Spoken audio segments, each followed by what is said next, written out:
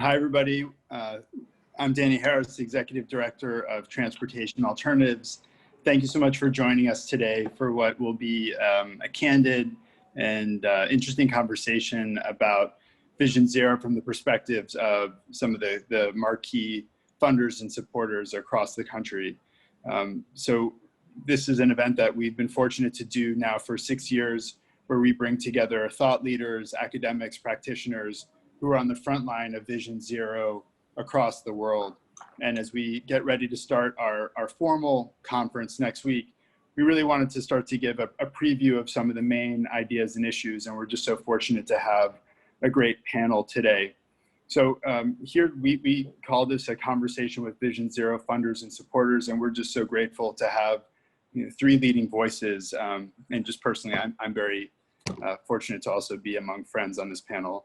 So Lily Weinberg from the Knight Foundation, she's been there since August 2012, and she's now the Senior Director with Community and National Initiatives, and she's hosted a number of positions in there and right now manages the Foundation's $140 million investment portfolio across 18 small and medium communities across the country.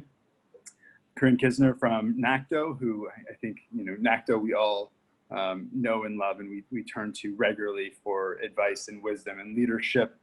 She's an urban planner dedicated to building safe, sustainable transportation systems and equitable, active cities through better street design and transportation. She's ED at NACDO, and she oversees the organization's program, staff, and just a lot of the incredible thought leadership and designs that I know many of us lean on and turn to regularly. Kay Cheng from Spin Streets. She leads a team at Spin that designs and runs the Safe and Livable Streets program, sustainability program, and equity initiatives. These are programs that help cities and advocates provide safer experiences for their users and for all people walking, biking, and rolling on the street. Prior to Spin, Kay had a long tenure with the San Francisco Planning Department and led a series of really groundbreaking initiatives there. So we're just so fortunate to be with these esteemed practitioners. And what I wanted to just start with is I asked each of you to give a prompt which could introduce yourself, a bit of your organization, and just to help set the context, if you could talk a bit about what Vision Zero and safe streets look like in the city where you live right now. So with that, Lily, can I turn to you to kick us off? Sure. And I'm muted. Okay, good. Danny, it's great to be in conversation with you, and Corinne and Kay, it's great to see you guys. And I'm happy to kick us off. So again, Lily Weinberg, and at Knight Foundation, it can get kind of confusing at like what city you're in, because we fund in so many different cities. So we do fund in 26 cities. I live in Miami. And I consider Miami my home. I have two little boys there, a 1-year-old and a 4-year-old. And I am a pedestrian in Miami every single day. I love to run, I love to walk, I love to take my little boys out outside because there's not much else to do right now. So the status of where we are with Vision Zero is we have a plan, but it's not adopted. Miami is constantly rated in the top 10, but unfortunately for the most dangerous city for pedestrians, not the best place to be ranked high. And COVID, I would say, has really exacerbated this. What we've seen and what we experienced was that we shut down all public spaces here. And actually until just 3 weeks ago, we started opening up parks and public spaces. So that really exacerbated the pedestrian experience, being crammed into 4-foot, 5-foot sidewalks. But long story short, we are beginning here to experiment with the largest public space that we have, which are the streets. We're starting to open it up. Knight has partnered with street plans here to really reimagine how streets can be used, and we're starting to measure data for how we can do that. So I am feeling optimistic, but it's been a little bit of a rocky start here, frankly. Thanks, Lily. Welcome. Corinne? Hi, thanks, Danny. Good to see you all, and thanks so much for convening this conversation. As Danny mentioned, I'm Corinne Kistner. I'm the Executive Director of NACDO, which is a national organization of cities and transit agencies really coming together to share ideas and best practices and elevate the state of the practice for street design and transportation policy. So I'm based in New York. I live in Brooklyn. New York has long been a leader in Vision Zero and has made some really incredible strides, particularly around speed management. And that's a topic I'll talk about a bit later if we have some time. But I think an exciting accomplishment to point to is the expansion of the automated speed enforcement, and particularly around school zones in New York. We've seen a lot of good progress with speed limit reductions a number of years ago that have really opened up some new possibilities in New York for street design changes as well.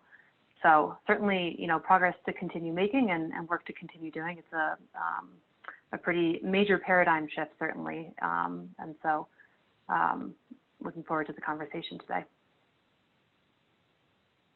Thanks. Okay. Hi, I just want to echo, it's really lovely to be here with everyone. We've had the opportunity to get a Knight Foundation grants from previous work with the SF Planning Department, and of course, fans of NACDO and TransAlt. I'm based in the Bay Area and also have two little ones. So personally, always invested in making our streets better and safer for everyone. In terms of Vision Zero, I think just the pivot of during COVID has, thrown us for a loop on our streets program for spin. We pride ourselves in these pictures of, funding large scale group, tactical urbanism type interventions. And now with, we can't gather in large groups, but, I think the initiatives that have risen to the top for us across the country and, into London now is supporting slow streets and open streets, safe streets initiatives, whether through better barrier designs or, programming events. So I think there's just so much opportunity. I'm very excited about sort of a larger population thinking about streets in a different way and utilizing them in a way that haven't, really been utilized before. So yeah, there. Thanks. So, obviously the last few months have been transformational for our cities, both in terms of COVID and the aftermath of George Floyd. And, I'm curious from each of your perspective of how you see those changes impacting the way that you work and also the way that you approach Vision Zero. Corinne, can I start with you, please? Sure. Yeah, no, I think 2020 has brought really crystallized a lot of focus and brought some new challenges and new thinking to the fore. And I think perhaps most importantly this year has underscored just how much so many of our critical challenges are really layered on top of each other. Traffic violence and climate change and COVID-19. All of these crises are disproportionately borne by people of color and people with low incomes. And a lot of the folks who are at the most risk from COVID are also at the most risk from traffic violence as well, or at least, live in some of the same neighborhoods. They're workers who are essential workers out and about largely in conditions that they haven't chosen. And so I think what's been really illuminating this year has been thinking about how these different challenges are intersectional and how some of the solutions for these challenges really play off each other. Strategies that help us to reduce traffic violence can also help us to improve public health and mitigate climate change. So I think that's really been kind of a sharpening of a lens that a lot of folks have been talking about for a long time, and particularly advocates and practitioners, people of color within the field. And I think that's been an important conversation to be amplified this year. Lily, okay. I think that's exactly right. And just a couple of points. So the way that we look at streets is that this is a shared asset for all of the community. And obviously we are looking at this as a place that really needs different investments for different types of communities. Different communities have different needs. So I think that there are two things that we're really looking closely at right now. One is we're following the dollars. How are dollars being distributed, and are they being distributed equitably? And then we're also really looking closely at the needs of different communities. One size does not fit all. And so, for example, the biking community doesn't necessarily have the same needs as another different community.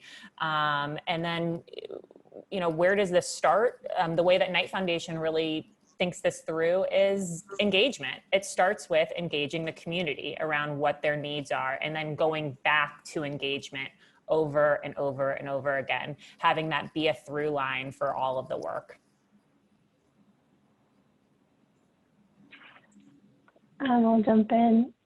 I think, yeah, definitely echoing Corinne that these are, you know, things that we've been thinking about, and now it's just even more sharper into focus and kind of bringing that criteria of equity to a higher, you know, always at the top of the list. And when we're making a choice on, you know, which projects to fund and how, like, which partnerships to invest in, you know, we've done this work before and focused on, you know, certain neighborhoods, but I think now it's even more, you know, imperative that we bring that front and center. So, you know, whether it's sponsoring BIPOC businesses in Portland to participate in their safe streets initiatives, to create plaza streets. So there's programs out there for everyone, but there's other, you know, we know that there's certain businesses or certain communities that can't access these programs. So how can we as a company, you know, leverage our dollars to help, you know, bring equality into that mix? And then also, you know, I guess just personally looking at some of my, like, people who I've worked with in the past at cities who are just amazing advocates for their communities, Black and Brown planners doing amazing work, just connecting with them one-on-one and saying, how can I be of assistance to you? These are things that you've been saying for a very long time, and now I think I have the runway to prioritize some of the things that you've been, you know, raising your hands about for a very long time. And so it's sort of like COVID in that you have a moment where there's interest, and now we have an opportunity to supercharge those initiatives that we've been wanting to do all along. Can I just ask as a follow-up? I'm curious from all of your work, if you're finding, you know, bright spots in terms of either work that you're doing internally or partners that you're working with that have been doing a really good job, hopefully for the long term, but especially in the aftermath of recent events, about listening and providing that feedback to you that also you're able to act upon and scale. So, you know, anything you're learning there that you could share?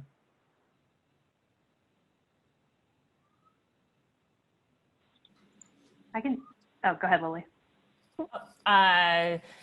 Always the awkward time in Zoom, you know, when to jump in. I'm happy to. So there's a couple of bright spots that I want to highlight, and I bucket them into three categories. So I've seen some cities that have really stepped up with thinking about leading with equity and inclusion. I've seen cities that have stepped up that have really been thinking about, you know, kind of beyond the typology. And then I've seen how some cities have really stepped up around innovation. So I'll start with the leading with equity and inclusion. And so I want to highlight St. Paul. What they've done is they've had a chief equity officer, and they're really looking carefully at their budget and having this chief equity officer really be a through line through all of departments, including through transportation. So really thinking, you know, what are the equity investments that we need to be making around all assets in our community. San Jose, which you know really well, Danny, Knight is partnering with the city around a pilot, and the city's current, it's called a social progress indicator, to create an equity dashboard that can inform community, city departments, and politicians around the equity gaps. And that's also really looking closely at transportation. And I think it's a very important investment. When I talked about kind of beyond typology, what I mean is I've seen a lot of cities that are really leveraging this moment in time to really kind of rethink public spaces around their prescribed use. So of course we've seen this with streets, right? And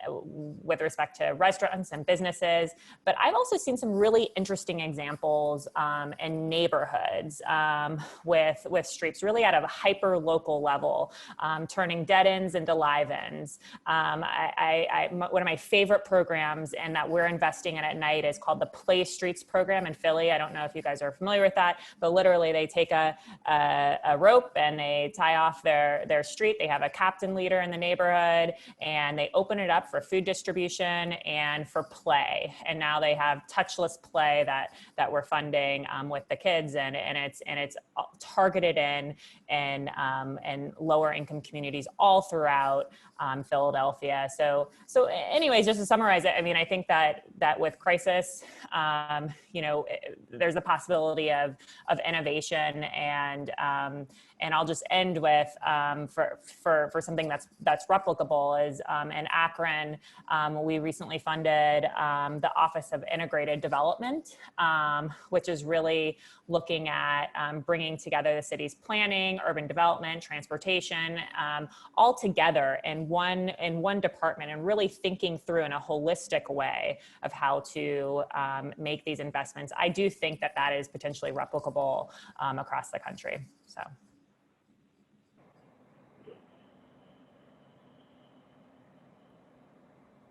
Should I go? Okay, I'll jump in. So yeah, definitely have many bright spots. And I think that, thinking about some of them, it's to your question about scaling also is, I think a partnership is always the way to go. I mean, so our Mighty Streets program is pretty small, it's just myself and another colleague. So really scratching how can we, be as impactful as possible. And so I think that's turning to our partners. So we have a program called Mobility Data for Safer Streets, and that's arming advocates with as much data, tools, and, counters and, whatever we can to help them amplify what they're trying to do so that they can advocate to the cities what they're looking for. So that's one way that we feel like we can scale our impact. Another, just some of the bright spots of working with, people who are really doing on the ground infrastructure and implementation. So, Lily, you mentioned Play Streets, and behind me on my picture is a effort that we're funding with Street Lab in New York City. So going to all the outer boroughs and, doing that really important piece of programming, the open streets, to continue that message of like, this is what it can be, inviting people who, don't study planning and think about parklets all day long and think, oh, okay, this is maybe how I can interact with it, meeting people where they are with what their actual needs are. So we've been funding, some of the neighborhood groups to provide Zumba or ESL classes, or, all these things that I think layered on will help to, tip the scale for people thinking about streets in a different way, and just being more inclusive without that. And it doesn't have to be complicated or expensive, right? With some of the examples that you're giving.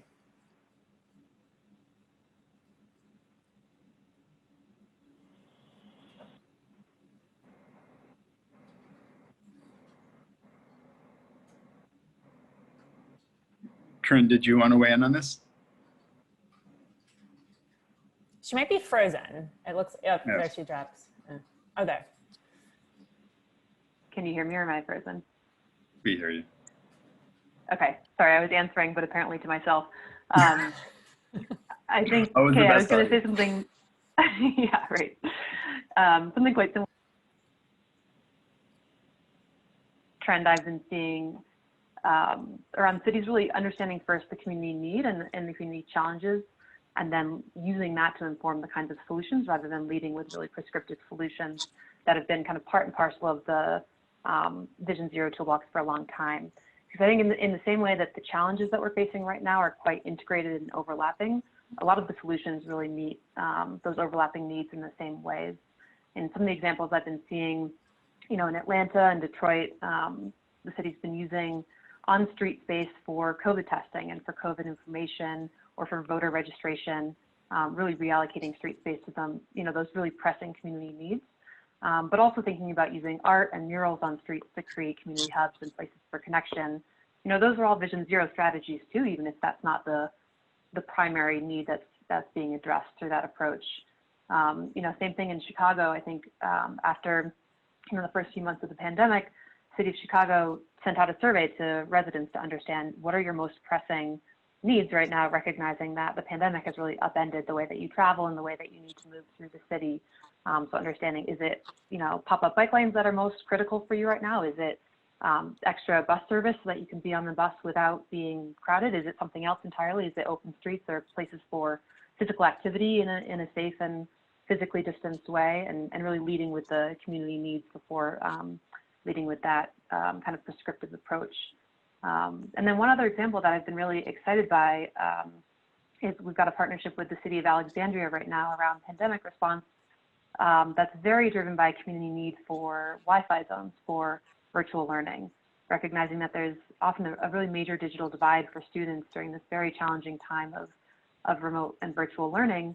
The City of Alexandria has partnered with a community-based organization to create a hub and a zone for Wi-Fi and for digital learning that doubles as a place for community connection and other community resources. There's added bike parking, there's added other elements that are Vision Zero, but the primary need is that virtual learning space for students. So that's also a Vision Zero strategy, even though we haven't traditionally considered it in that way.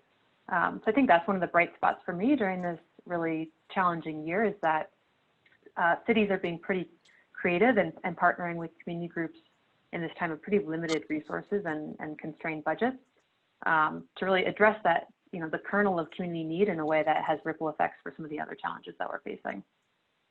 Corinne, can we stay on that for a second, and can we just maybe get a little technical and talk about materials?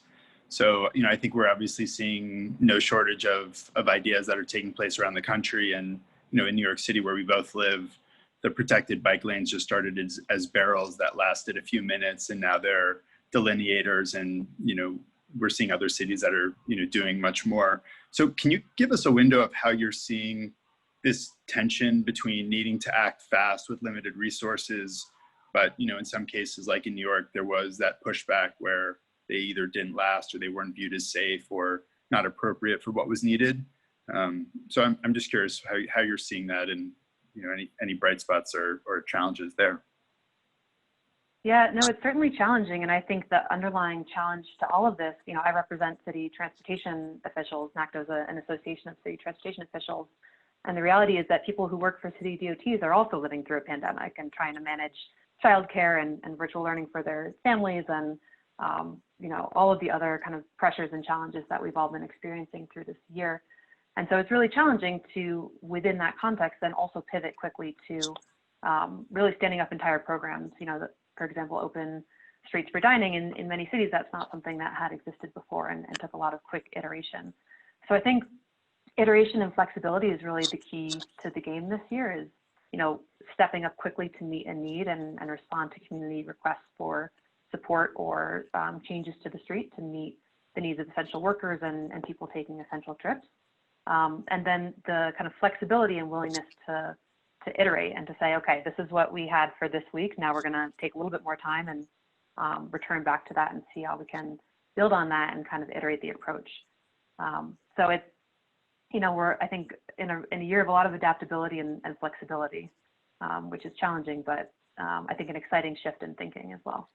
Yeah, and Kay and Lily, as provocateurs who can be a bit more, forward-leaning and pushing with your, temporary urbanism work or your funding, what are you seeing? Are there different or new approaches to tactical urbanism, or things that, you're seeing being experimented in some of the communities you're working on that may help to balance some of the tension that Corinne was talking about?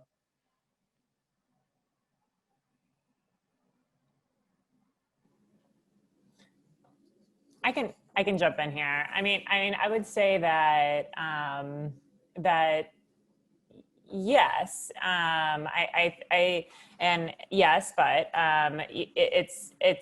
we're seeing the same thing that Corinne is seeing. So there is there's a incredible pressure across our cities, and many of our cities have been really hard hit by the pandemic. I'm looking at Detroit, a Philly, and a few other places. I would say that Philly has probably, Philadelphia, I do need to highlight and elevate. I think has been a really, really extraordinary example of really thinking about an approach to public space. And I'm not just talking about streets, but parks and streets, and really thinking about how we can leverage our public realm for our community members, and really thinking about all the different community members that are in that city. And so again, the Play Streets program, I think, has been really a standout. Shalina Odbert, I don't know if you're familiar with her, but she has really stood out, including in LA, but then also in Philadelphia, with really challenging cities during this time to really think about the original purpose of streets, and saying that streets are for people and for community members and for neighborhoods, and really getting down to what they originally were for. And so she's doing some very interesting work around open streets in Los Angeles, which has been a very challenging community to do open streets work, and really going neighborhood by neighborhood. So similar to what Corinne was talking about, with looking at the needs of very specific neighborhoods, elevating those needs, and then having recommendations for how we can open up the streets. Same thing in Philly too. So I think exciting work outside of the city also, with what Shalina has been doing.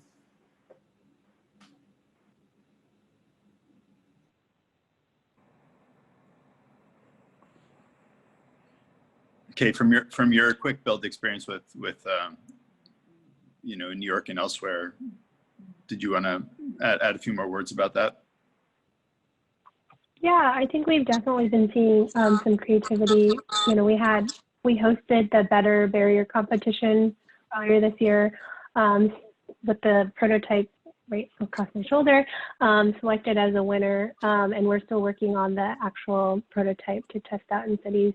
So I think, yeah, just hearing the pressure from cities saying, oh, we have open streets, but we don't have the barriers for them. How do we procure them? Here's our list of things that we have, which is just, traffic safety control, approved things that are not as welcoming as some of the, kind of more urban design elements out there.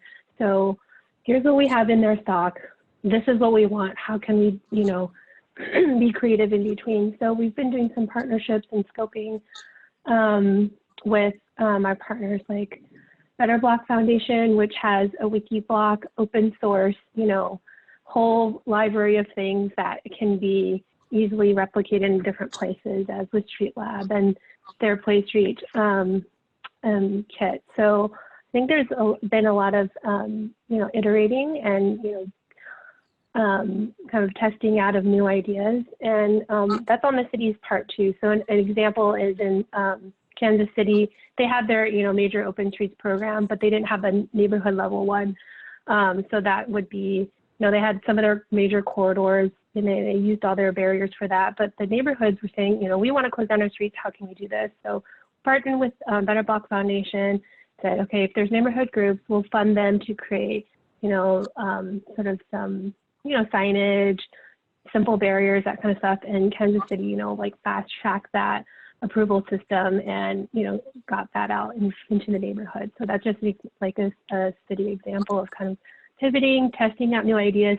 Certainly it wasn't in their plan in January, and now, you know, what can we do in like this week, next week, and, you know, think about it, and, you know, as people are out there and trying to social distance, and how can we react to that? Yeah. So, Kate, just to keep you on that, I'm curious, you know, we're seeing a huge bike boom, not just in New York, but around the country. I mean, I think if anybody just walks into a bike shop, they know how challenging it is to get one. So, you know, I think we're seeing, at least here, a rise in a bike boom, and also the challenge of the car being the new PPE. So, you know, we're obviously hopeful that bikes and micromobility will not just survive, but thrive through this. And can you share from, you know, from an industry perspective, how you're seeing both its spin and even some of your partners of kind of this increased focus on ensuring that that boom continues, and what some of the main things that you're going to be pushing on to help keep that going? Yeah, definitely.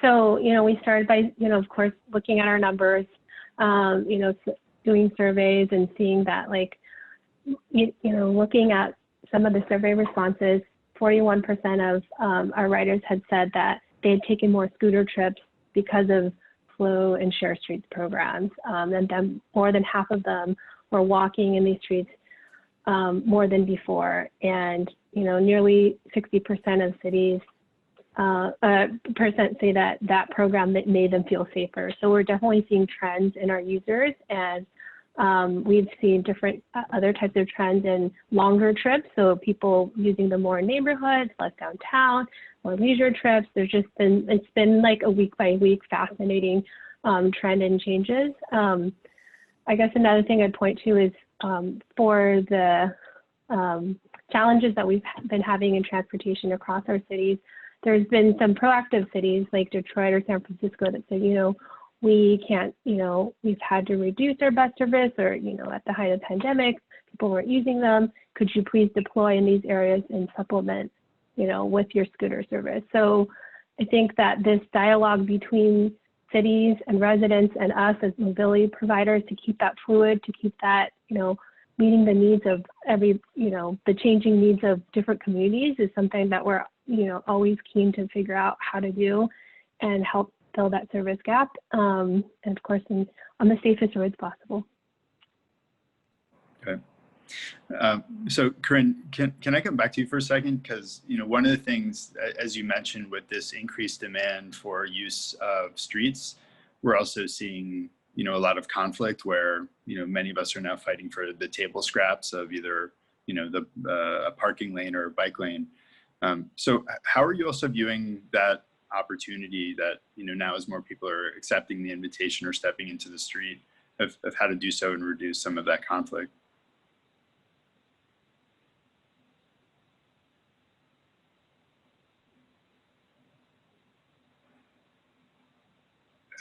You're mute, Corinne. Sorry about that. Can you hear me? That's okay. Yeah. Okay. Yeah, what I was saying, again, to myself, is that this has always been true, right? That there's this tension between all of the competing demands on the street. And that tension is really exacerbated right now in the time of physical distancing. When we're relying on physical distancing as one of our public health measures, we just need to be aware of how much physical space things take up. And so one of the approaches that NACDO has taken this year, you know, earlier this summer, we released a resource called Streets for Pandemic Response and Recovery that outlines ways that cities can approach kind of adapting streets in a pretty quick and iterative way to recognize that we need more space for people to move around and to do so safely. So whether that's pop-up bike lanes, or whether that's using parking lanes for, you know, pickup and drop-off zones for essential businesses, or for restaurants to be able to serve people outdoors in a safe way, really adapting that street space is pretty critical.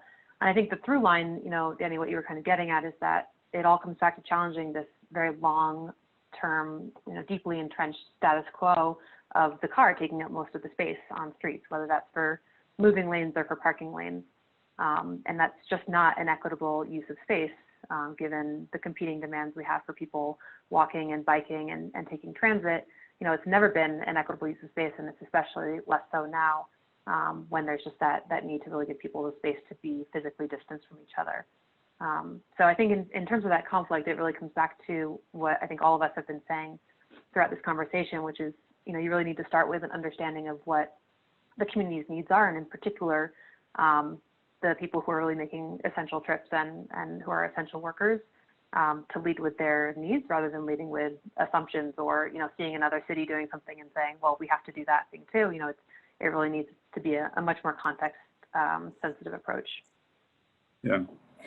And Lily, knowing many of the communities that you work in, and some of them as small as Duluth, although I don't know if that is the smallest community, well, you'll happily let us know. But I'm curious. I mean, one of the interesting takeaways from your work is seeing how many of the cities that you work with, especially in the smaller mid-tier, are really thinking about leapfrogging as it relates to their approach to streets or their approach to transportation. So, can you share some of some of your thinking on that? Yeah. And for the record, our smallest community is Milledgeville, Georgia, 18,000, and then Aberdeen, which is a little bit over 18,000. But yeah, I mean, listen, all of these communities are really thinking about this. And let me just take a step back and talk a little bit about kind of the theory of quality of life, of the way that we think about quality of life at Knight Foundation. And so we recently did a very large community ties report, we called it. You can find it online. And it has over 11,000 surveys in our 26 cities across the country, really looking at what attaches residents to their community. And what we found is that for community members that prioritized quality life as the #1 indicator for living in their community, and quality of life, includes public spaces and arts and culture, and of course, walkability, all of that, they are much more attached to their community and want to stay in their community. And that's really interesting right now for many of our communities that are small to mid-sized markets, because so many individuals across the country, talent across the country, is mobile and is looking at where they want to choose to live. And so what I'm seeing in many of my communities, even with budget constraints, they really see this as an opportunity to continue to double and triple down on their efforts around, investing in public spaces and streets, and kind of the quality of life indicators that we're talking about, to be able to capture some of that talent. And so with that said, I think that's really important to point out.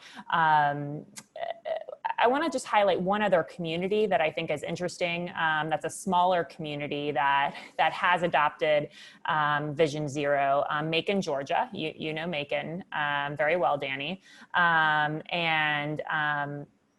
And I think that what we saw that's been successful, it's still TBD about the results of the plan. And that's my 1-year-old. This is his nap time, so you can hear him crying in the background. His name is Lev. He's almost 1, Danny. Can you believe that? But anyways, with Macon and some of the other smaller communities that I think are doing really important work, I think there's a couple of things that's really important for getting this done, getting this type of work done. It's not just believing in it, but it's one, having a key partner in the city. So not just an outsider, but a key partner in the community that can really sponsor this. So in Macon, we saw AARP was really the key sponsor for the Vision Zero work. And then I think it needs to be paired with a really strong engagement plan. And so in Macon, the work that they're doing is paired with kind of the bigger picture. What's the vision for Macon, the Macon Action Plan, the College Hill Corridor Master Plan? So how can you link this to the broader goals, the economic development goals, the attraction of talent goals? I think is really, really critical for getting the work done. Thanks. And just as we come to a close of this, and then we have a number of questions that have come in, I welcome your wisdom. We have practitioners on the call that are coming from all different walks of life. And I think each of them are trying to figure out how, one, they can accelerate their path to Vision Zero, and also how they can potentially be doing more with less. So I know we have different perspectives here from the funder, from the industry, and also from, the nonprofit best practice side of working with city officials. So, are there resources or tools that you typically direct people to that you think are, helpful, not just to learn more, but also to maybe connect with other partners in this space?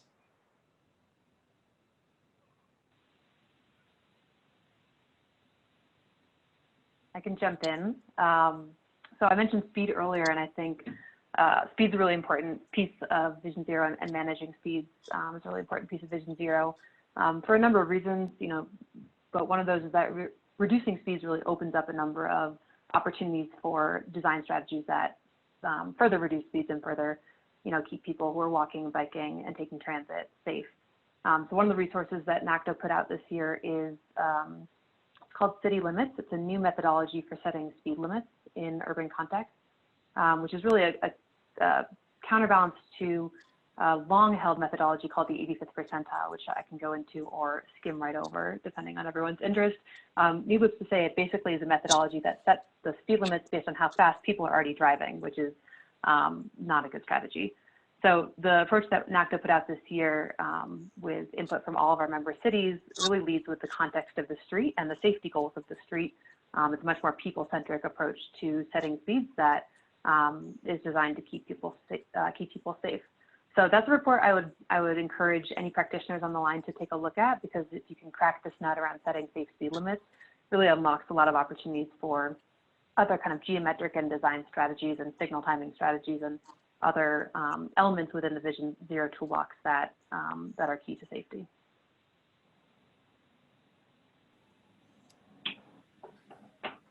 I can jump in. Oh, do you want to go ahead, Kay, please? Okay. Oh, sure.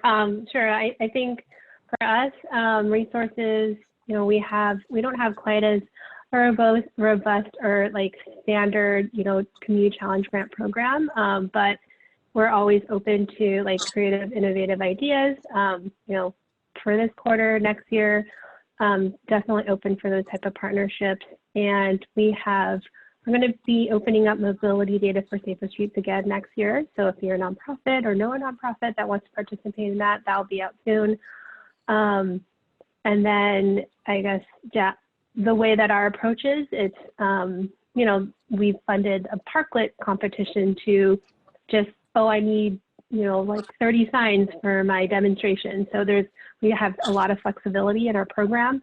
And then that's also just to say that, some communities, they may not need a barrier. Maybe they need, a cleanup day or for a particular bike lane or walking path.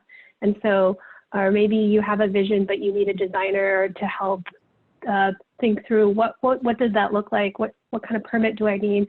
How can I talk through, do I need to do counts for the city to tell them that this is what I want to do?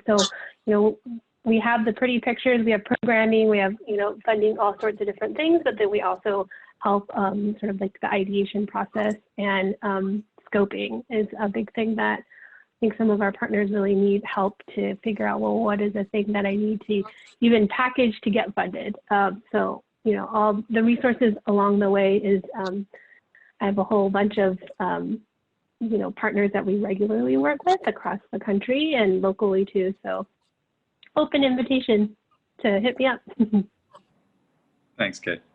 That's great. I'll just build on a couple. So I would say, other than, of course, transportation alternatives and NACDO, I would, who have amazing resources. Corinne, we were just emailing this past few weeks about what you're doing with streets. I would say I would point folks to a couple of places. So we already mentioned Better Block. I think that they have really, really extraordinary resources and doing interesting work with their toolkits. Kay, you mentioned them.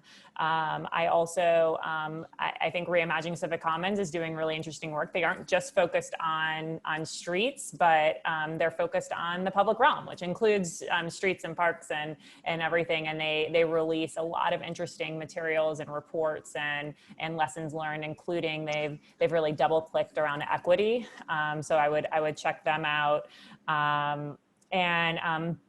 Lastly, for folks listening, I would love to invite you, because we still have a few spots left. We are having a night public spaces forum next week, and we will be talking about all sorts of issues, including around how we can leverage streets as a public asset, and I'll link to it in the chat box. But would love for all of you and for folks listening to be able to join that, and we'll have a lot of resources there.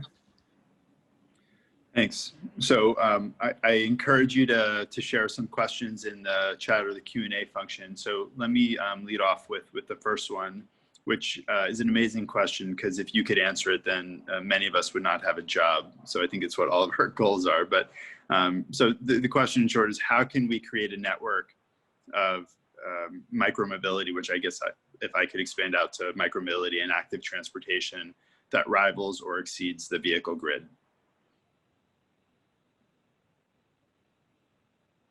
Anyone want to take this?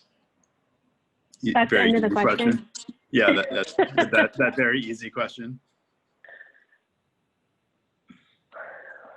Good question. I mean, that's definitely the dream, right? So how do we get from, probably every single community, city across the country has some long-term vision plan with that, a bike network plan, neighborhood way plan, from soup to nuts. So I think that's, I think that just, there's, for me, the three kind of major factors that will kind of tip the scales to creating change faster. So changing the rules, changing, how we design streets, and then changing agencies. So rules, so supporting advocates, communities, how do we get those speeds down? How do we have different rules and regulations around, what we design and how we design them?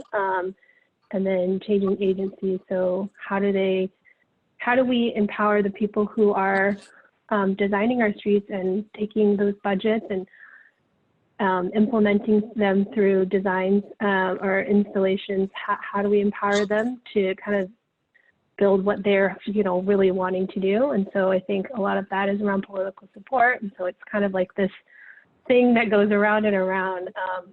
But I definitely don't have the silver bullet. My take on it is, trying the temporary to piloting, saying, let's try it out, tweak it, go for it, kind of different than the overall master plan where you say, okay, I'm going to study it for 10 years and I'm going to take 10 years to build it. And then I'm going to realize, oh, we missed like 3 major things and we have to redo it all over again. So, kind of just being a little more flexible in that process. Hopefully we'll get us there sooner. Yeah, Kay, that was an amazing answer, because I do think that the partnerships are really the key. Like you said, there is no silver bullet, but if anything comes close, it's understanding the partnerships and the important roles that everyone has to play in making that a reality. It's not something that a city transportation department can do on their own without the support of advocates, for example, who are providing that political cover and building the political will. It's an important role for shared micromobility providers to play in building up that demand, and for funders to play in supporting all of these efforts. So I think, we're making progress. It feels often like we have a long way to go, and that's because that's true. But if you look back at just the amount of progress that's been made in 10 years, it's pretty encouraging. So that's what gives me hope, is that we have this momentum kind of in our sails, the wind behind us, and a lot of opportunities ahead in terms of the partnerships that we can build. And I think the way that we get to that much broader and more rapid implementation is really by broadening the tent of who's part of this conversation. So Corinne, you and I will still have a job in a couple of years, sounds like. I think so.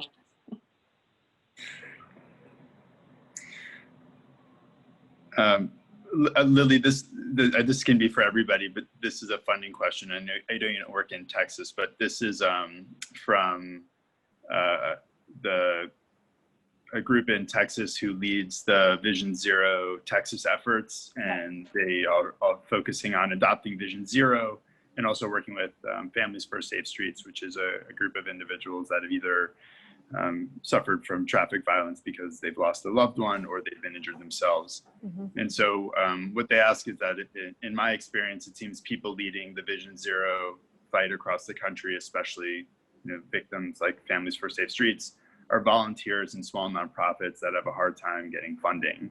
So given the significance of this type of work and the outcomes, how these movements can scale up fundings in local groups across the country. So I know this is specific to Texas, but curious if you have other experience of similar organizations or ideas that you've tried to fund and scale.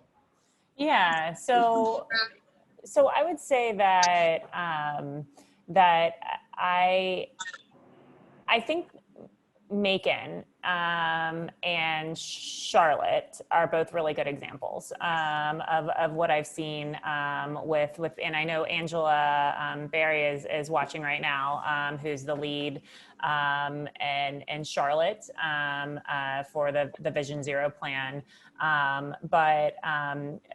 So I'll start there with how it started in Charlotte, and there was a very, very tragic death of an 11-year-old, and essentially it was a grassroots movement, and Sustain Charlotte, a Knight-funded organization, started to really push for a Vision Zero plan, and worked very closely with the city of Charlotte, who did have buy-in, and so I think that it was a combination of a couple of things. So there was a key funder, Knight Foundation, that supported this. So that did work out. It wasn't a tremendous amount of dollars. There was a key lead nonprofit, Sustain Charlotte, which really kind of owned this. I mean, there really needs to be somebody that owns it. I used Macon earlier as an example of having a group that owns it.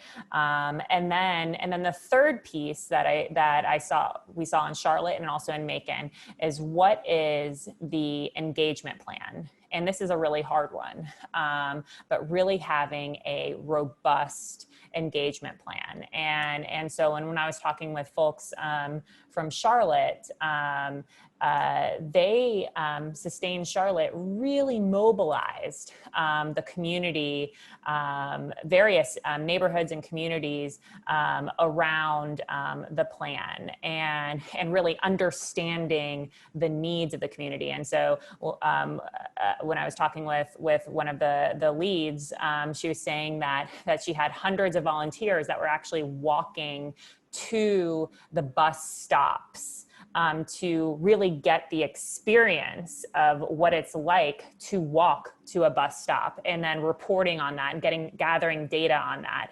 And there was just tremendous buy-in from the community. And so I don't know if that exactly answers the question of how do we do this? How do we get the funding?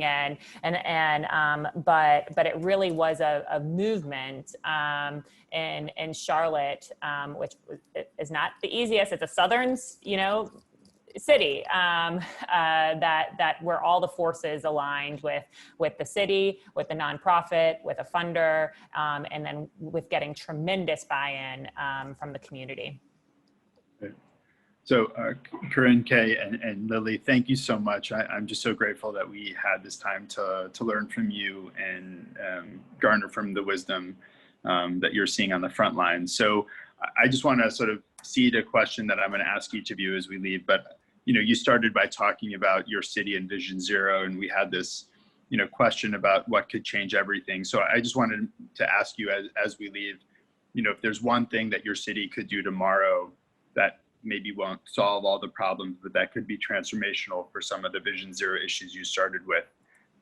I'd love for you to leave with saying that, and I'll give you a second to think about it, and just thank everybody who joined on the call and the incredible team at Transportation Alternatives who put this together.